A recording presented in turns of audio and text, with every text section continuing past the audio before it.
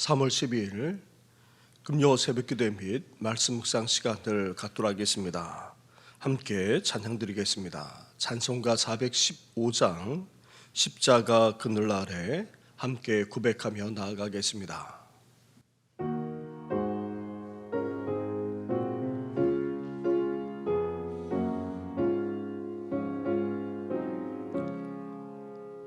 십자가 그늘 아래 나 쉬기 원하네. 저 햇빛이 뜨겁고 또 힘이 무거워. 이 광야 같은 세상에 늘 방황할 때에 주 십자가의 그늘에 내 쉴 곳 찾았네. 내 눈을 밝히 떠서 저 십자가 볼 때 날 위해 고난 당하신 주 예수 보인다. 그 영상 볼 때 내 맘에 큰 떨림 받아서 그 사랑 감당 못하여 눈물만 흘리네. 십자가 그늘에서 나 길이 살겠네. 나 사모하는 광채는 주 얼굴뿐이라.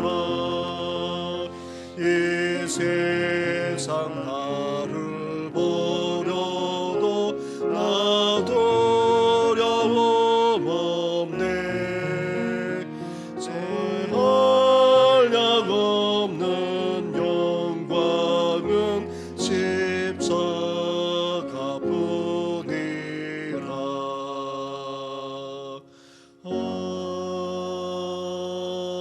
아멘.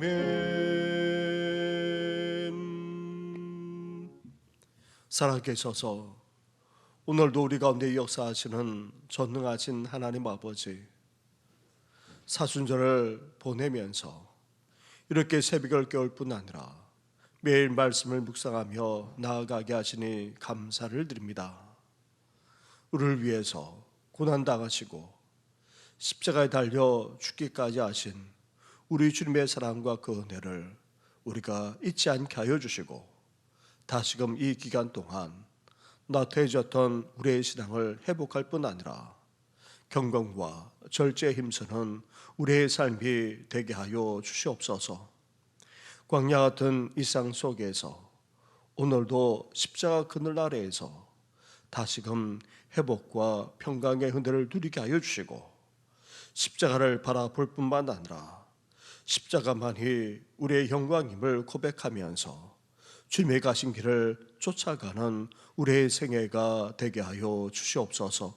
이 모든 것 예수님의 이름으로 기도드립니다. 아멘. 계속해서 묵상할 하나님의 말씀은 마태복음 19장의 말씀입니다. 마태복음 19장 1절부터 12절까지의 말씀을 한 절씩 교독하도록 하겠습니다. 예수께서 이 말씀을 마치시고 갈릴리를 떠나 요단강 건너 유대 지경에 이르시니 큰 무리가 따르거늘 예수께서 거기서 그들의 병을 고치시더라. 바리새인들이 예수께 나와 그를 시험하여 이르되 사람이 어떤 이유가 있으면 그 아내를 버리는 것이 옳으니까. 예수께서 대답하여 이르시되 사람을 지으시니가 본래 그들을 남자와 여자로 지으시고 말씀하시기를 그러므로 사람이 그 부모를 떠나서 아내에게 합하여 그들이 한 몸이 될지니라 하신 것을 읽지 못하였느냐. 그런즉 이제 둘이 아니요 한 몸이니 그러므로 하나님이 짝지어 주신 것을 사람이 나누지 못할지니라 하시니 여짜오되 그러면 어찌하여 모세는 이혼 정수를 주어서 버리라 명하였나이까. 예수께서 이르시되 모세가 너희 마음의 완악함 때문에 아내 버림을 허락하였거니와 본래는 그렇지 아니하니라. 내가 너에게 말하노니 누구든지 음행한 이유 외에 아내를 버리고 다른 데 장가드는 자는 간음함이니라. 제자들이 이르되 만일 사람이 아내에게 이같이 할진대 장가들지 않는 것이 좋겠나이다. 예수께서 이르시되 사람마다 이 말을 받지 못하고 오직 타고난 자라야 할지니라. 어머니의 태로부터 된 고자도 있고 사람이 만든 고자도 있고 천국을 위하여 스스로 된 고자도 있도다. 이 말을 받을 만한 자는 받을지어다. 아멘. 결혼은 하나님의 창조 섭리이자 하나님이 우리 인간에게 주신 제도입니다. 결혼을 통해 가정을 이루고 나아가 사회를 구성하고 또 유지 발전할 수 있도록 해 주셨습니다. 하지만 오늘날은 어떠합니까? 부부 관계만 아니라 가정이 송두리째 흔들리고 깨지는 경우가 적지 않습니다. 그렇다면 결혼과 이혼에 대해 성경은 특히 예수님은 어떻게 말씀하고 있습니까? 바리새인들은 어느 때보다도 율법의 문제로 예수님에게 문제를 제기했는데 이번에는 결혼에 대해서 묻고 있습니다. 당시 세례 요한이 헤롯 안티파스의 이혼과 저혼 문제를 지적하다가 결국 죽임을 당하는 사건이 있었는데 이혼에 대한 예수님의 입장은 강력한 폭발력을 일으킬 수도 있었습니다. 바리새인들은 이 문제를 무리 앞에서 부각시킴으로써 예수님을 공경에 빠뜨리려고 했던 것입니다. 여기에 대해 예수님은 하나님이 창조하시면서 세우신 이 결혼의 진정한 의미부터 말씀하고 계십니다. 4절부터 6절까지의 말씀을 한 절씩 교도하겠습니다.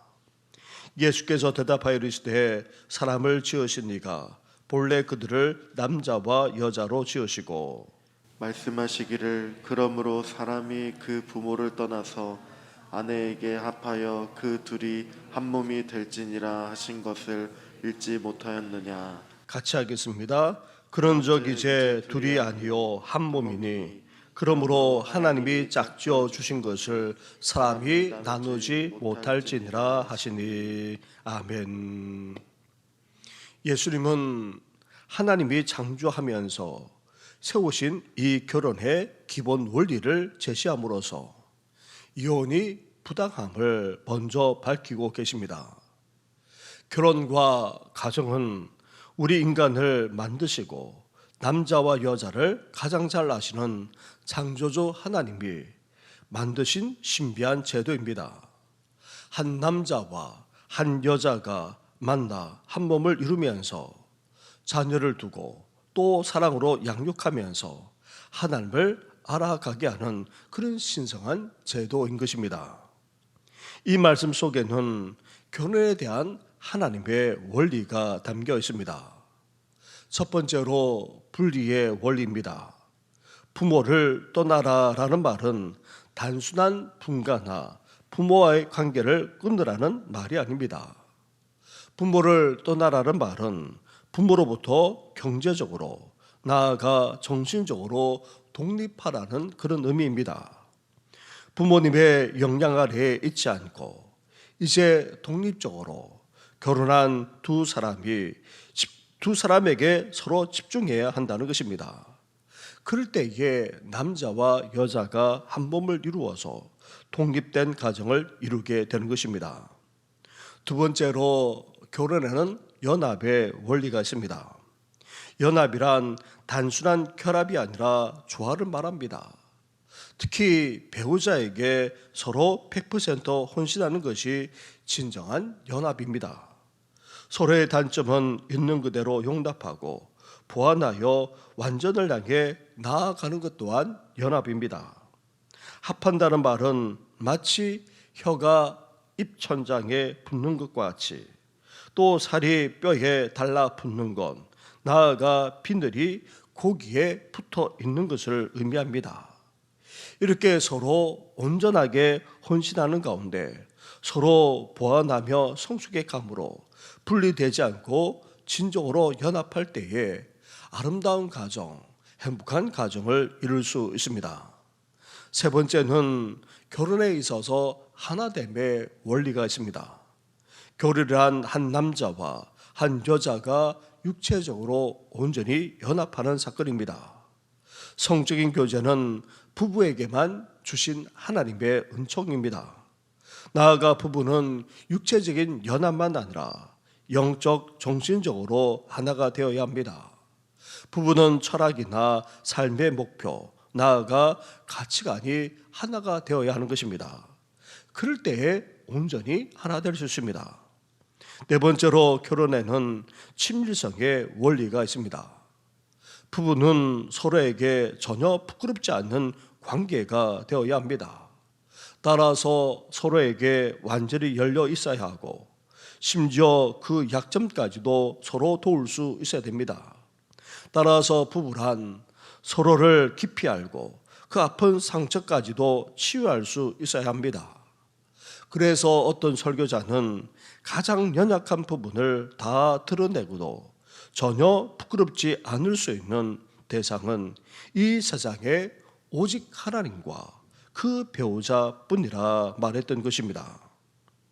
이렇게 부모로부터 정신적, 경제적으로 분리되고 서로 100% 헌신하는 가운데에 서로 용납하고 이해할 뿐 아니라 육체적, 정신적, 영적으로 하나 되어 부끄러울 것이 없는 그런 결혼 생활을 해나가므로 깨어지지 않고 행복한 가정을 이루어 나가시기를 주님의 이름으로 축원합니다. 이렇게 예수님이 창조 원리에 입각하여 결혼과 가정에 대해서 말씀하시자 바리새인들은 신명기의 말씀을 근거로 이혼의 타당성을 주장했습니다. 모세가 이혼 정서를 주어 버리라 명하기까지 했다는 것입니다. 이렇게 신명기 24장의 말씀을 근거로 이혼의 합법화를 제시했지만 사실 여기에는 이혼을 명령하고 있지 않습니다. 여성을 보호하고자 이혼 정서를 써주는 차원에서 허락했지 종교적인 절대 차원에서 명령한 것이 아닙니다. 성경은 이혼에 대해 명령하거나 적극적으로 말씀하고 있지 않습니다. 그렇다면 구약 율법에서 이혼을 어쩔 수 없이 허락하는 차원은 어디에 근거하고 있습니까? 8절과 9절 말씀을 한 절씩 교도하겠습니다. 예수께서 이르시되 모세가 너희 마음의 완악함 때문에 아내 버림을 허락하였거니와 본래는 그렇지 아니하니라. 내가 너희에게 말하노니 누구든지 음행한 이유 외에 아내를 버리고 다른 데 장가드는 자는 간음함이니라. 아멘. 모세가 이혼을 허락한 근거는 우리 인간의 마음의 완악함 때문입니다. 당시 큰 영향을 미치고 있었던 힐렐 학파는 심지어 남편의 어떤 불평 요소라도 이혼 허용의 조건이 될 수 있다고까지 그렇게 주장했습니다. 따라서 당시 유대 남자들은 마음만 먹으면 언제든지 이혼할 수 있다는 그런 풍조에 젖어 있었습니다. 그런데 예수님은 마음의 완악함 때문에 이 이혼 제도가 어쩔 수 없이 나타난 것이지 본래 하나님의 뜻이 아님을 분명하게 밝히고 있습니다. 인간의 마음에 있는 죄성 때문에 불가피하게 이 제도가 생겨났을 뿐이라는 것입니다. 이런 이혼이 허락된 것이 하나님께 대한 인간의 반역적인 태도에서 비롯되었습니다. 뿐만 아닙니다. 이혼은 범죄라는 사실을 기억할 필요가 있습니다. 예수님은 그 당시로는 파격적이고도 혁명적인 말씀을 하셨습니다. 여성의 인권이 전혀 고려되지 않았던 시대에 누구든지 아내를 내버리는 사람은 간음을 행하는 것이라 말씀하셨습니다. 제 아들도 예수님의 이러한 말씀에 충격을 받아 남편과 아내가 이와 같은 관계라면 결혼하지 않는 것이 좋겠다고 말할 정도였습니다. 인권을 유린하는 계속된 폭력이나 아니면 습관화된 외도 등과 같은 경우에만 어쩔 수 없이 허락되지만 그 외의 이혼은 다 하나님께 행하는 범죄임을 말씀하고 있습니다. 그렇다고 해서 하나님이 이혼한 사람을 미워하는 것은 아닙니다. 하나님은 끝없는 애정과 사랑과 긍휼히 여기는 마음으로 죄인을 사랑하고 계십니다. 그러나 이혼 그 자체는 미워하십니다. 이혼은 가정을 파괴하고 하나님의 창조 질서를 깨뜨릴 뿐 아니라 자녀와 그 후손들에게까지 씻을 수 없는 상처와 아픔을 남깁니다. 이혼은 우리 사회 그리고 이 땅에서 하나님의 뜻이 이루어지는 일에 커다란 방해가 되는 것입니다. 그래서 하나님은 이혼하는 것을 미워하신다고까지 말씀하고 계십니다. 그만큼 가정이 소중하기 때문입니다. 가정을 보호하고자 하는 것이 하나님의 뜻이기 때문입니다. 가정까지 무너뜨리고 있는 이 시대 상황 속에서도 가정을 더욱더 소중하게 여기면서 행복하고도 아름다운 가정을 계속해서 이어나가는 우리 성도들 되시기를 주님의 이름으로 축원합니다. 우리 말씀을 생각하시면서 우리 가정만 아니라 나아가 우리 성도들의 가정, 이 땅의 가정들이 든든하게 설 수 있도록 음란함과 온갖 죄악들이 가정을 파괴하고 있는데 그러한 것에서 이제 부부가 서로 사랑하며 하나 된 가운데 가정을 세워나가게 해달라고 특별히 기도해 주시고 사순절을 통하여서 경건을 회복할 뿐만 아니라 늘 주님과 동행하는 우리 성도들 되게 해달라고 함께 같이 이 시간 기도하며 나아가겠습니다. 기도드리겠습니다. 하나님 아버지 감사합니다. 감사합니다. 이 아침에 결혼과 가정과 그리고 이혼에 대한 우리 주님의 생각이 어떠한지를 함께 나누게 하시니 감사를 드립니다. 하나님 아버지, 하나님께서 창조해 나가시면서 하나님 아버지 결혼과 가정을 우리 인간에게 제정하시고 또 주신 선물이지 않습니까? 하지만 우리의 인간의 죄악으로 말미암아 하나님 아버지 가정이 흔들리는 정도만 아니라 깨어지는 일들이 생기고 많았습니다. 나아가 하나님 아버지 오늘 예수님 당시 시대만 아니라 오늘 이 시대에도 하나님 아버지 자신들의 잘못을 아버지 감추고 그것을 합법화시키면서 하나님 아버지 배우자에게 나아가 자녀들에게까지 상처와 아픔을 주는 일들이 오늘날에도 비일비재하게 일어나고 있는 것을 보게 됩니다. 하나님 아버지 무엇보다도 가정의 사랑이 넘쳐나고 행복이 넘쳐나기를 우리 주님께서 원하여서 하나님 아버지 이렇게 서로 친밀할 뿐만 아니라 하나 되고 온전히 연합할 뿐만 아니라 하나님 아버지 더 나아가 영적으로까지 온전히 하나님 아버지 함께 아버지 행하여서 아버지 부끄러움이 없는 그런 관계로 나아가 하나님 아버지 행복한 가정을 이루기를 진정으로 원하시는 우리 주님의 모습을 아버지 보게 됩니다. 나아가 하나님 아버지의 성적인 것과 하나님 아버지 폭력적인 것을 제외한 그 어떤 것도 하나님 앞에서 죄임을 분명하게 말씀하지 않았습니까? 하나님 아버지 그러한 권리에 입각하여서 하나님 아버지 세대에 우리 가정이 휘둘리지 않게 하여 주시고 하나님 아버지 더욱더 아름다운 가정을 만들어 나가는 우리들 되시도록 하나님 함께 하여 주시길 원합니다. 하나님 아버지 안팎으로 아버지 흔들리기만까지 하는 아버지 가정들 나아가 온갖 상처와 아픔 가운데 있는 가정들 나아가 하나님 아버지 힘들게 아버지 살아나기까지 하는 아버지 10년들이 싸우니 주여 긍휼과 자비를 베풀어 주셔서 하나님 아버지 그렇습니다. 아픔과 그 상처를 잘 헤쳐나가게 하여 주시고 더 나아가 아버지 가정들이 흔들림 없이 견고하게 설 수 있도록 은혜 허락하여 주옵소서. 우리 가정을 주님 앞에 탁합니다. 나아가 하나님 아버지 사랑하는 하나님 아버지 우리 성도들의 가정까지도 함께하여 주옵소서. 무엇보다도 사랑하는 자녀들 아버지 나아가 다음 세대 우리 청년들의 세대의 가정들을 하나님께서 긍휼과 자비를 베풀어 주시길 바랍니다. 하나님 아버지 고난 주간을 이 사주절 기한을 맞이하여 이제 더욱더 주님 앞에 가까이 나아가기를 원합니다. 우리를 위해서 고난 당하시고 십자가를 짊어지기까지 하신 우리 주님의 그 발자취를 쫓아가는 우리들 되게 하여 주시고 하나님 아버지 경륜과 절제를 통하여서 아버지 다시금 우리의 하나님 아버지의 신앙을 아버지 새롭게 하는 우리 성도들 되기를 소망합니다.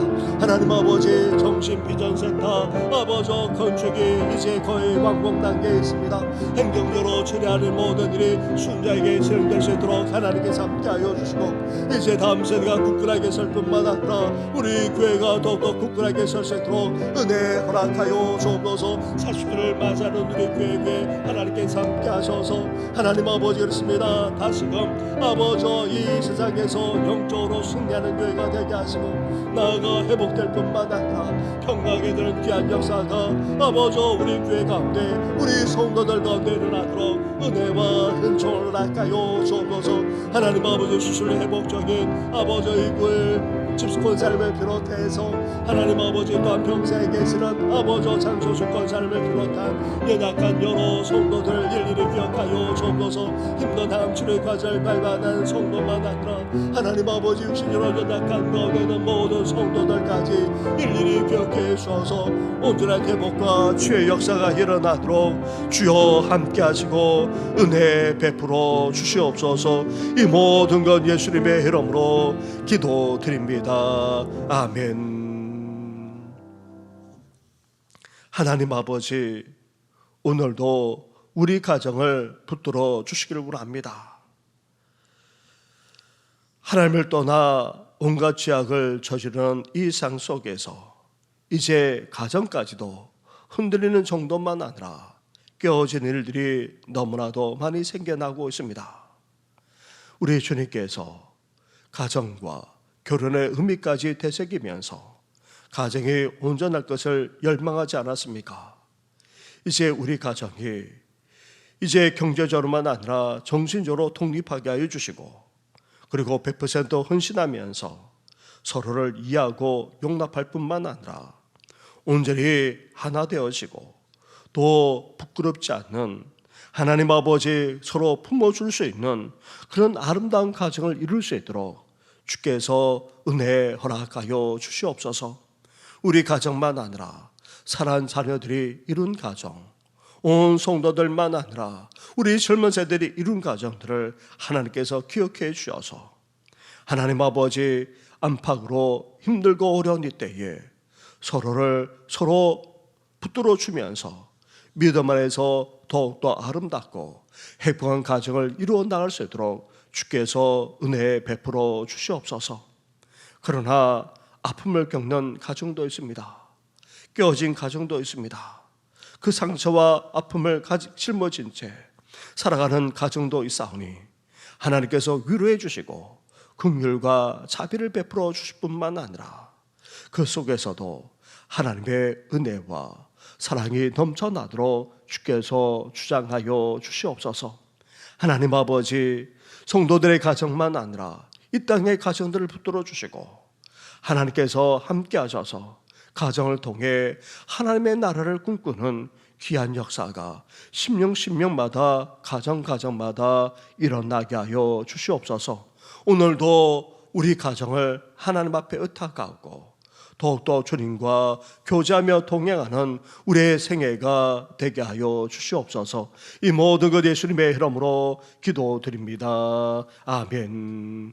하늘에 계신 우리 아버지, 아버지의 이름을 거룩하게 하시며 아버지의 나라가 오게 하시며 아버지의 뜻이 하늘에서와 같이 땅에서도 이루어지게 하소서.